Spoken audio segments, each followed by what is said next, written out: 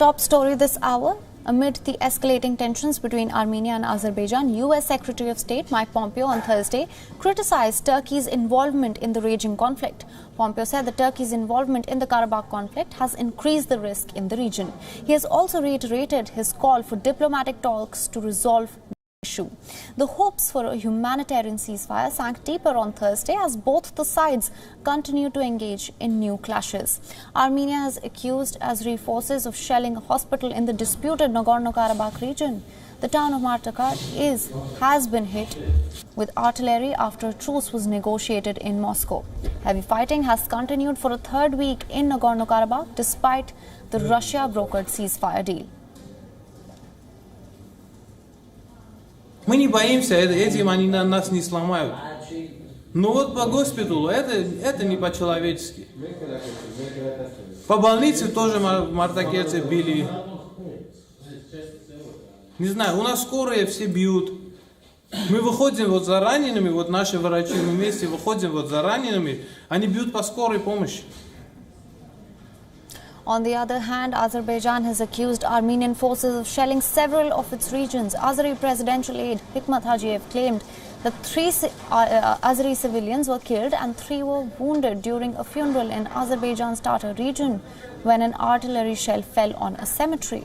The claim was immediately supported by Turkey, which has publicly backed Azerbaijan in the conflict. Meanwhile, visuals released by Armenian media agencies show Armenian soldiers on the northern front line in the disputed region of Nagorno-Karabakh. Azeri forces have advanced along the north and south of the front line, taking positions in Karabakh in 2 districts that have been under Armenian control since 1994. Armenian Ministry of Foreign Affairs on Thursday said that over 6,000 residential, cultural and religious buildings have been damaged in the Nagorno-Karabakh since the conflict in the region flared up last month. Meanwhile, Armenia has also called on Azerbaijan of using heavy rockets to target civilian infrastructure in the town of Stepnakert. Now, residents of the disputed region are one of the worst affected due to the ongoing conflict. With continuous airstrikes and shelling, the lives of the local residents are in a constant circle of misery. Хотим, чтобы наши дети и наши внуки хотя бы жили в мире. В мирное время жили, а не так, как мы. Но это уже 3-я война. И очень страшная. Хотя это не война, это террор. Но хотя бы это был конец. And for more on this, we're now being joined by Russian affairs expert Neil Hauer. Thank you so much for joining us. My first question to you is the agreement on a temporary ceasefire in the disputed region clearly did not hold for too long. What do you think of that? I mean, that ceasefire held for about 5 minutes before Azerbaijan resumed strikes on civilian settlements. I mean, 5 minutes after midnight, after it went into effect, Azerbaijani forces again began striking Stepanakert, and shortly thereafter they launched another broad offensive across the front lines. I mean, Azerbaijan, its goal in this war is to seize more territory and to try and take back as much land as it can, essentially before winter starts, and so they have very little incentive to agree to a ceasefire. Now, Pompeo has said that Turkey's involvement in the Karabakh conflict has increased the risk in the region. How do you assess this statement?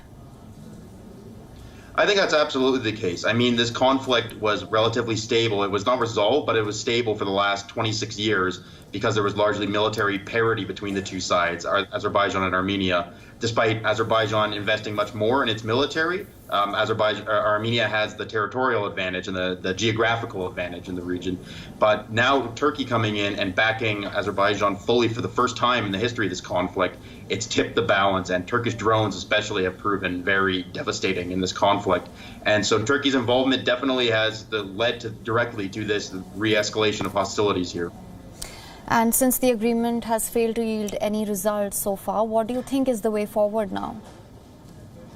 I mean, the only thing that can happen in this conflict that will bring it to some sort of resolution, I think, is going to be massive international diplomatic pressure using all available sorts of leverage, including sanctions against Azerbaijan and Turkey, because these are the two sides that are engaging in the conflict and that are pushing it and that have opened this new round of hostilities and have not any interest yet in truly acceding to peace talks.